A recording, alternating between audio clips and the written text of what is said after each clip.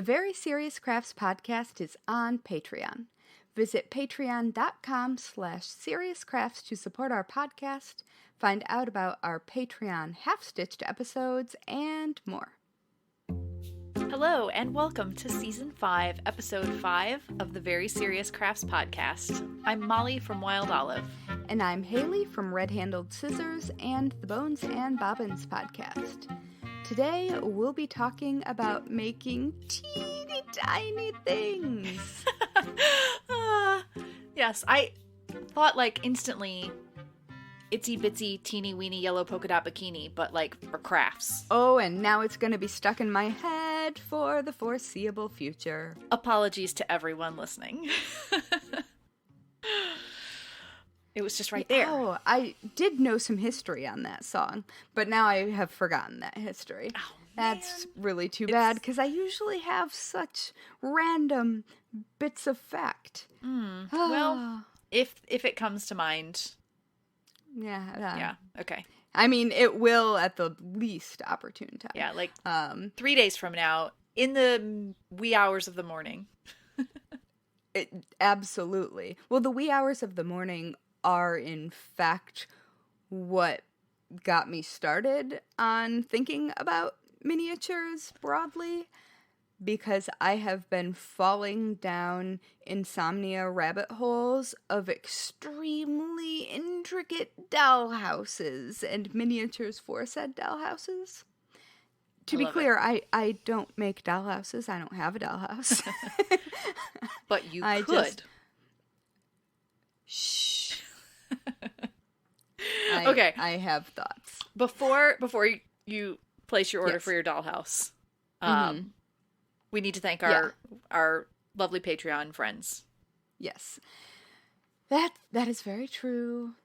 So we would like to give a shout out to our new very serious friend of the Very Serious Crafts podcast, who is supporting us on patreon.com/seriouscrafts.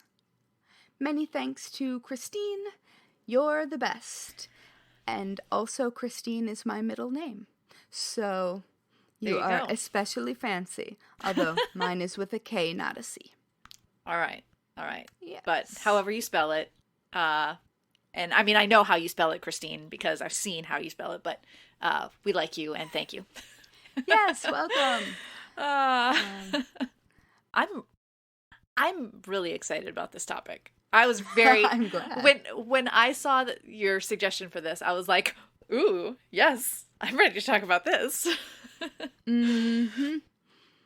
Yeah, I specifically, the rabbit hole I have been down recently, and I feel like, I can't honestly remember which podcast I have mentioned this on before, because I have a creepy crafty one also. But I may have mentioned this in, when we talked about building kits at some point. Yeah.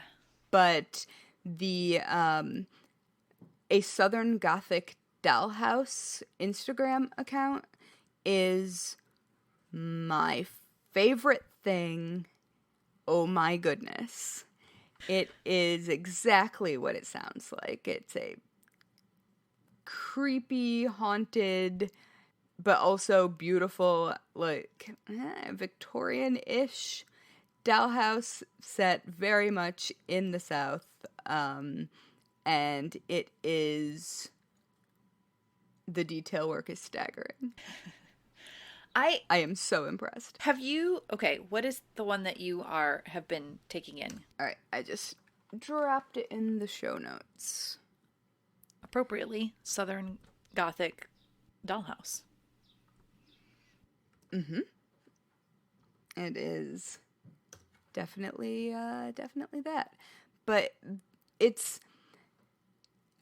I think it is, and I could be wrong since I do not make miniatures, but it seems to me like making well-appointed, non-aged miniatures is difficult enough, but Yeah. making things look lived in and kind of creepy and kind of broken down requires an entirely different skill set. And it's just really cool. And Oh my gosh. You weren't joking when you said creepy. oh yeah, we're talking about if there's you stuff like where there's like luminescent blood spatter that you can find. This is incredible. Wow. yes. Okay. It is quite something.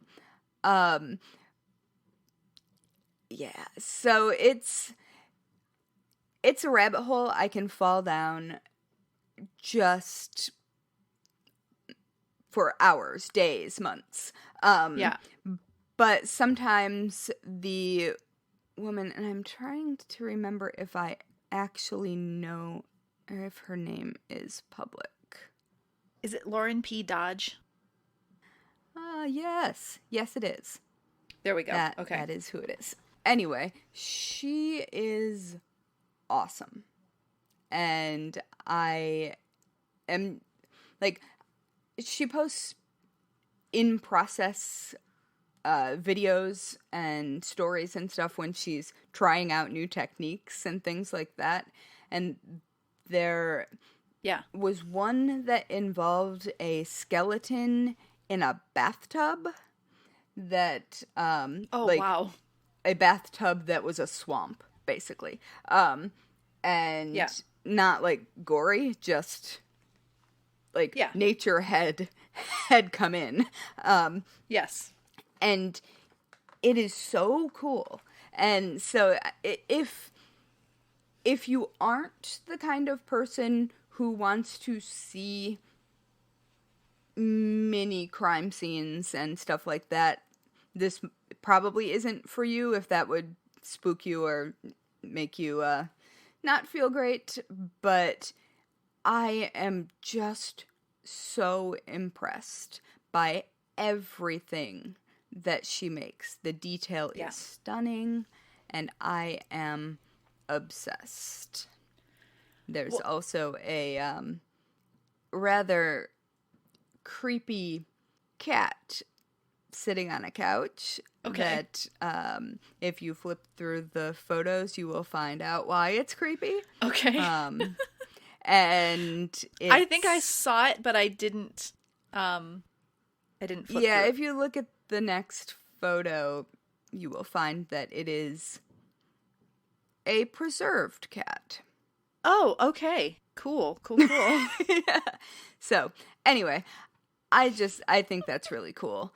I also am really into a slightly less dark, but still sort of in my general vein of and that's the Instagram account Letty's Dollhouse, which I will also link in the show notes. And she does a lot of like scientific setups, botanical setups, just really interesting. Like, I really like office supplies and also science items, and she does a beautiful, beautiful job. And one of the items, or one of the projects that I especially think is cool, is just an overwhelmingly large stack of perfectly produced teeny tiny historic letters. Oh, cool. And I will also link to that because it's just awesome. But like the vibes, detail, the vibes between these two accounts is very different.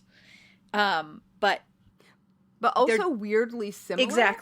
Exactly. I mean, just like it's like the non-creepy version. I am very smitten by the shelves of like preserved butterflies under glass cloches.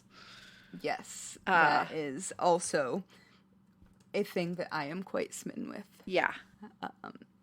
Yeah, it's like a Victorian conservatory almost. Beautiful. And beautiful. It's just really cool. And so I have been enjoying that, and also an account called My Miniature Abodes, and it's exactly what it sounds like. It's more modern. It's very, very teeny tiny. Mm-hmm. It's like modern farmhouse style things. Okay. Yeah, and there's like tiny Easter egg dyeing, and it's like Chip and Joanna's miniature house. Yeah, that's exactly what it seems like. But it's so there's cute. a tiny, tiny frog. You know, everybody's grandparents and possibly parents had the ceramic frog that held the like Brillo pad scrubber at their sink. They made a tiny one. Goodness. Oh, I see it. Yes. Isn't it so good? Oh my gosh, I love it so much. And it's just those little bursts of delight. Yes. Yeah, or like the miniature dollhouse inside the miniature dollhouse. That is, I could go down a really, really concerningly deep rabbit hole in that, and my eyes aren't good enough. Yeah. To even attempt it, and yet. So, I want to. Yeah. The closest I've come is me getting those kits to make the little miniature scenes, which I talked about on the podcast. I think I talked about maybe the end of season 3, I think. Yeah. As of this point, so that's now a year and 4 months ago-ish, and I have made 2 chairs, and I've wallpapered some walls, but the walls are not built yet, so, and the case is built. So I haven't really jumped into that fully. What I've done has been delightful. So I do like that. But I keep thinking that I need to pick that up again soon, because lately the thing that I've been doing that is not exactly miniature making, but has had me this is why I was so excited today, was because I've been thinking about this, because lately my brother collects and builds Japanese model kits, and cool. I get to help him with it, and he invites me in to do that. So I do all the little clippings, and he puts all of the pieces together, and we talk and hang out while we do that. That is so wholesome. It's wonderful. It's especially like our Sunday afternoon thing. And yeah. So I've been trying to convince him that he should help me with my little miniature model kit, and he's not quite sure about that yet, but I'm going to continue to work on him. Fair enough. But yeah, so I've just been thinking about it more, and then when it came up, I was like, I had also recently been reintroduced to someone that makes these little miniature dolls. I feel like I have all of these things that I want to like say, oh, you should see this and you should see that. But like, so one of the things that I love about people who make miniatures is the creativity of using materials in unexpected ways. Yeah. So there was on the Southern Gothic Dollhouse one, now I've already forgotten which one it was that I looked at, but there was something where she was using a particular tool or supply for not what you would expect it to be. Like, yeah, I don't know which one it was, but there's a lot of that. Yeah.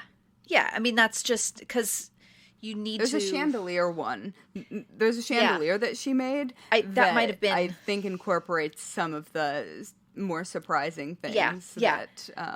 But so there's an artist named Sally Maver, and I actually happen to have I put her in my list of links too, but I have this book that my mom gave me like ages ago called Felt We Folk.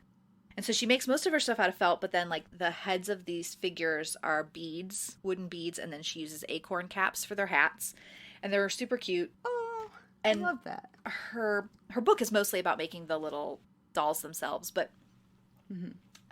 randomly Instagram showed me one of her posts, and I hadn't followed her before this, but she was making little baskets for these miniature scenes, and she took a wooden bead and then she wrapped yarn around it and then wove through the wrapped yarn to make a woven like teeny tiny basket.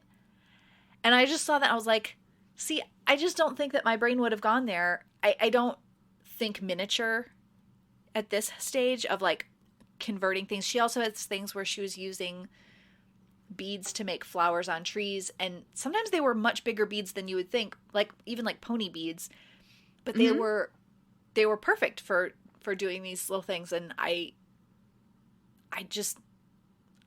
look at that and I am kind of in awe of it.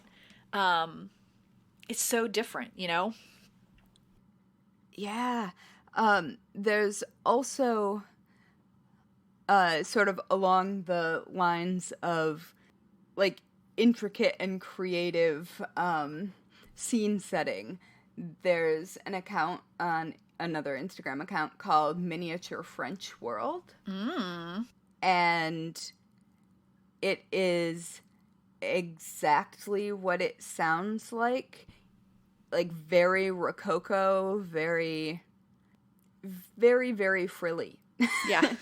In like the best of possible ways, but so detailed and so lived in looking.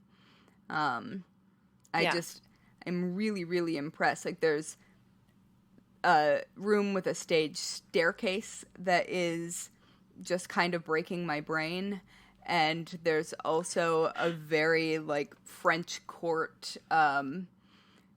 sort of daybed kind of thing. And these are all also linked in the show notes because they are very neat. These are beautiful. Yeah. So I will toss in a bunch of other links to similarly impressive but different styled Instagram accounts that really showcase like a world of possibilities. I know that there's a mid-century modern dollhouse account that cool. I actually don't have listed here, but I will find it because it's just really cool. And I have a big life thing that is on the horizon, and I feel like I might need to make a creepy dollhouse about it. I approve of that. I approve of that 100%. I did bring a show and tell when miniatures came up, and I will obviously, you won't be able to see this, but I will make sure that I get something in the show notes so you can see what I brought. But years ago at my local Japanese bookstore, I got this craft book for making miniatures, and it's all in Japanese. But Japanese craft books, if you've never worked with one before, are just filled with really helpful photos, all step by step. So even if you can't read any of the text, you can still follow along. But also, Google Translate will let you take a picture of it, and you can just translate it. And now this book became infinitely more useful to me. But this one has like sections on making miniature foods and making miniature office supplies, including like the cutest little set of markers that I've ever seen. And it's just like there's like a little miniature paint set that is just like they're showing how to build the thing out of clay and, cut it all down and then add the paint colors, make a tiny paintbrush, etc. Really, really cute. And I know that this is like one of many, many miniature books that you can find in Japanese bookstores. That it just has a different aesthetic than other things, and it feels, it's not, maybe as, you won't get the same results as like these really fancy dollhouse miniaturists, but you also feel like you could follow along and do this. So that's something, and that's to really how you get the skills. Yeah.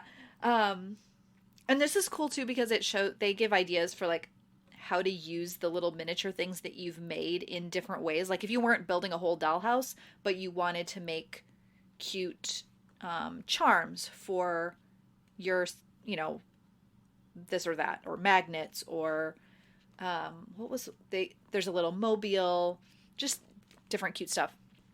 So I have always just loved this book. I don't think I've actually made anything from it, but I look through it aspirationally. And now that I think about it, I didn't translate the title before I started recording. Let me see if I can do that while we're cool. See if the magic of Google Translate will work with us. See, I happen to have my Google Translate here set to Japanese because that's what you need when you do Japanese model kits. Oh, well, yeah. That makes complete sense.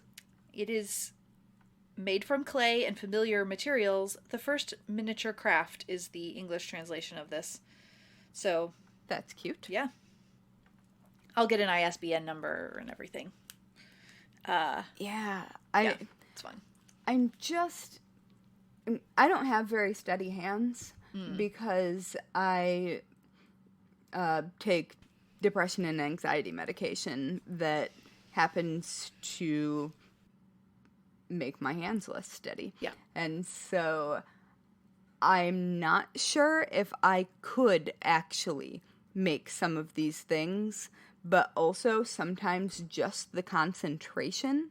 Like, I can cross-stitch fine. Yeah. And so I wonder, I'm sort of tempted to try, I don't know, a little starter project just to see if the concentration helps those particular fine motor skills any. Because the medication isn't going anywhere. Yeah. I need that. So you also already have like the magnifying glass with the light built in that you have available for cross stitching, and I would think that would help just kind of like as you're doing miniature work. I also have the scientific I think they're called extra hands or something. Okay. That have like the alligator clips, those ones. And a magnifying glass attached. Mm-hmm. So you can have something held in place while you work on it. Nice. Which is, just basic science surplus store. Oh, it also has a light, I think, that you can adjust, which is cool. So, yeah, I kind of want to try. And I just remembered that you, a few years ago for Christmas, sent me a paper miniature kit of a modern house. That's true. And I found it yesterday when I was going through a bunch of stuff in my workspace. And I started it, but I never finished it. And so that might be a nice sort of entrance into. Yeah. Very not Southern Gothic style. No, it goes with my... It must have been the first year of the pandemic because it matches the Christmas weird, tree. 50s Christmas decor that I still love and have no idea why. It was a good move to get that. It was fun. I agree. Not my color palette. Nope. But fun nonetheless. doesn't seem to have mattered. That's true. Oh my goodness. I think we would be remiss if we did not give a little bit of a shout out to fairy gardens. Yes. Yeah. I've always loved fairy gardens. Haven't actually built one other than we have done, a few like little things in with gardens, and as we're recording this, it's almost Easter, and we regularly will make it's like a common thing to make called like a resurrection garden, where you make like a little miniature garden scene with an empty tomb and things, and sometimes that works out well and sometimes it doesn't at all. But adding like live plants into your miniatures, that's pretty fun. It's pretty fun. Oh yeah, I mean, we all recall the terrarium craze of the late aughts. Yes. Which, frankly, I still very much enjoy. I'm still all for it, yeah. Yeah. Did you know that when I was a very little kid, my friend Stephanie and I had a fairy club? And I love it. We used to... you know how sometimes there are, like in especially old trees, the root systems make little caves? Yes. Yeah. We used to set up little tiny living spaces. We would spend hours and hours making homes for our individual fairy characters, and then we would draw them, and it was really fun.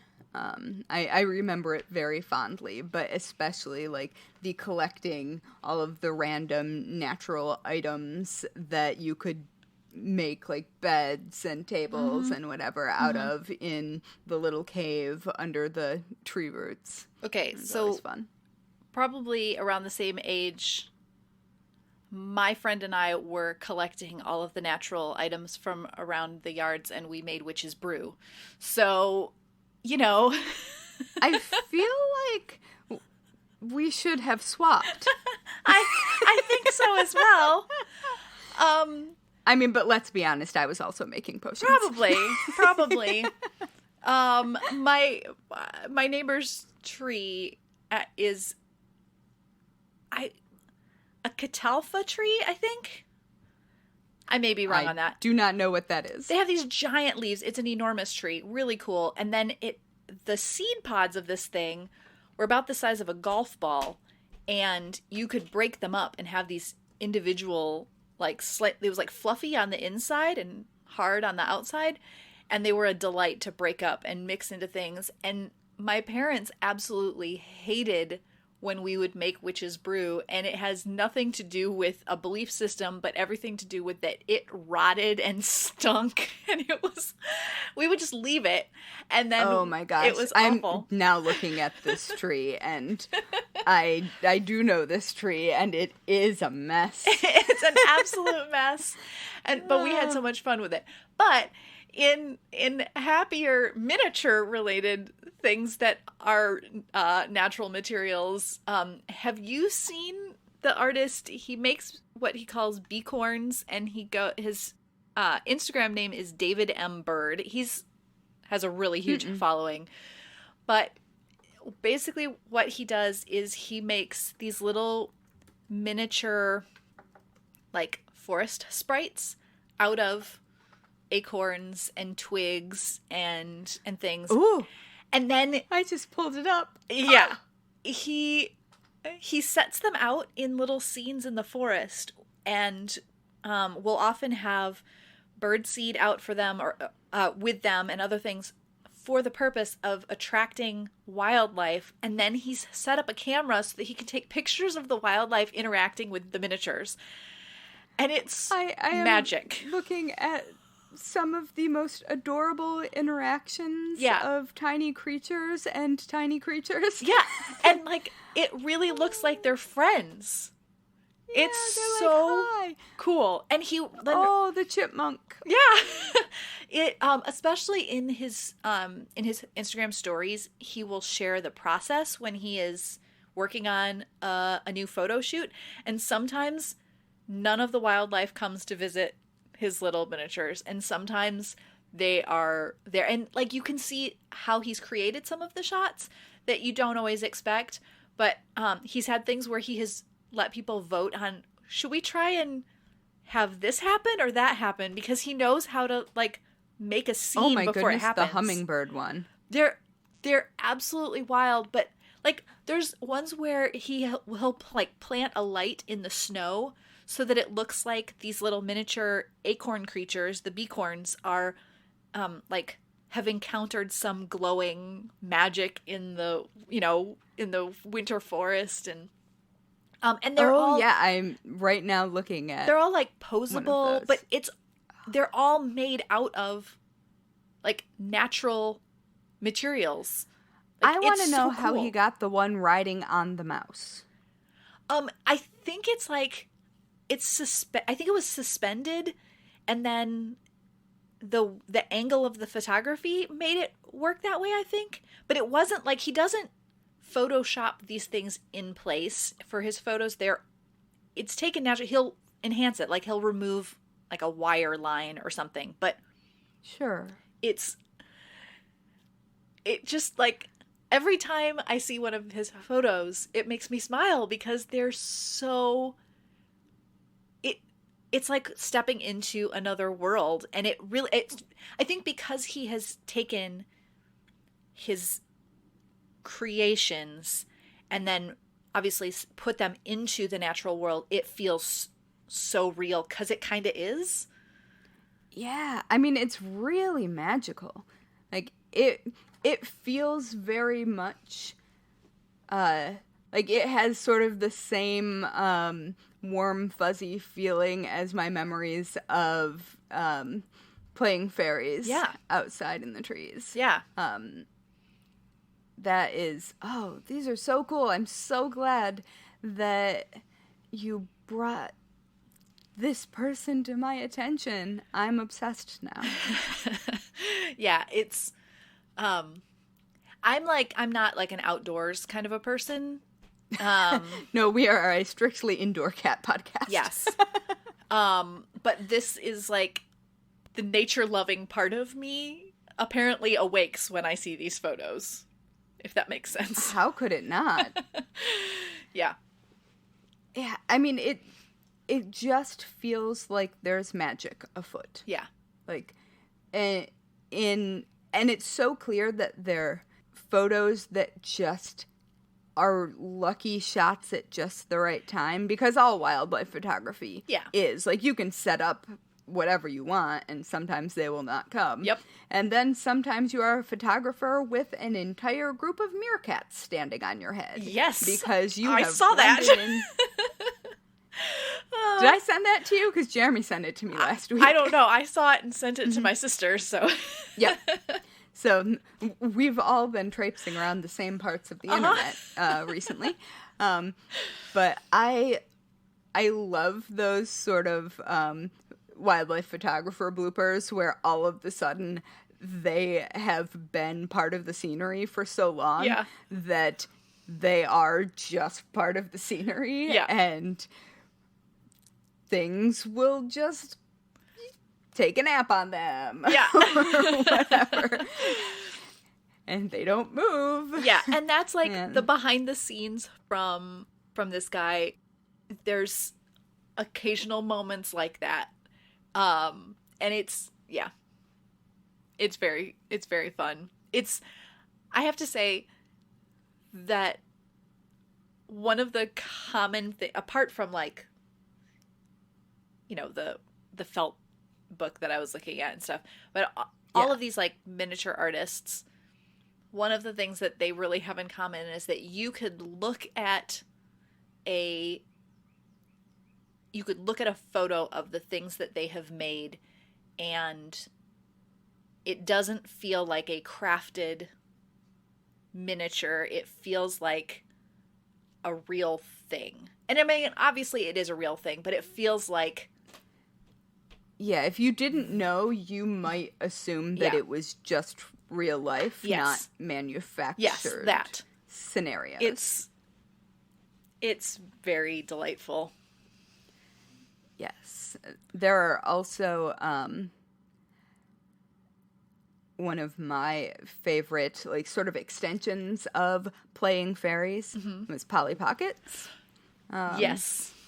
And there is an entire world of custom Polly Pockets, and also this artist, a paper artist named Adina Grubb, who did this just amazing, I think, Beetlejuice Polly Pocket custom paper Oh, cool. piece that I will also link to, and I believe there's an Addams Family one. Like,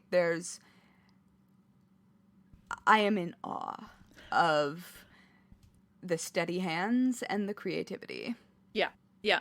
There are also custom plastic ones that, like, Sure. an entire rabbit hole on Etsy can be had. I probably shouldn't go down that rabbit hole right now, but my goodness, I want to. Because, like, I've talked about how much I love Animal Crossing, and I know that, there's definitely Animal Crossing Polly Pocket my goodness, there must things, be. and it's, I'm falling right now into... I thought you might be. They're just so cute. These things, they happen. Cute. I have a weird soft spot in my heart for miniature things, which is weird because I don't tend to enjoy things that aren't specifically useful. Yeah, this is definitely not specifically Which is weird useful. because I write cross-stitch books. But that is... which are purely decorative. But, like, the things that I am attracted to invest huge amounts of time, right. Like, I enjoy making patterns. Yeah. I don't necessarily enjoy the long-term process of making something fiddly. Right. I will say, though, that's, like, one of the nice things about Dollhouses and a lot of, like, the miniature kits is that overall it's a really big project, but you're making small things that you could actually complete that small thing in a short amount of time. So it's and already, nobody's, like, doing the whole thing all right. at once. It's already, like, broken down into doable chunks. So you're much more likely to go, you know what, today I'm going to make a chair. And then that's it. So yeah, now I want to make tiny Animal Crossing things. I guess you're going to have to. Oh, now I'm suddenly remembering this miniature artist that I saw on YouTube. I'm not going to be able to remember who it is, but they have made, like, scenes from video games. So, like, Donkey Kong's treehouse or something. Like, and it is so cool. Like, they're building more like almost like a set piece, but miniature. I'll see if I can track that down to get into the show notes because I didn't think of it until this very moment, but it's really cool. So, and we probably should start wrapping up. But yeah, I'm gonna say there are so many directions we could take this conversation that I feel like we absolutely could do additional deep dives for future shows. Yeah, or future episodes, not shows. Just this show. Yeah. I knew what you meant. We all knew what you meant. It's all good. But yeah. This was I am so excited. For talking about such teeny tiny things, this was not a tiny episode, and I'm perfectly fine with that. I feel good about it. Yeah, I think so. All right. Well, thanks for listening to the Very Serious Crafts podcast. You can follow us on Instagram and Twitter at Serious Crafts and on Facebook at Very Serious Crafts. You can also find show notes and all things Very Serious Crafts at veryseriouscrafts.com. And finally, if you are a fan of the Very Serious Crafts podcast, please leave us a 5-star review on whichever platform you use to listen to podcasts. Because good ratings help us show up in recommendations, which helps more people who love crafting and, friendly banter find us. Yes. And friendly banter. Indeed. Okay, friends. Yeah. Have a good week. Yeah. Thanks for listening. Yep. Bye. Bye.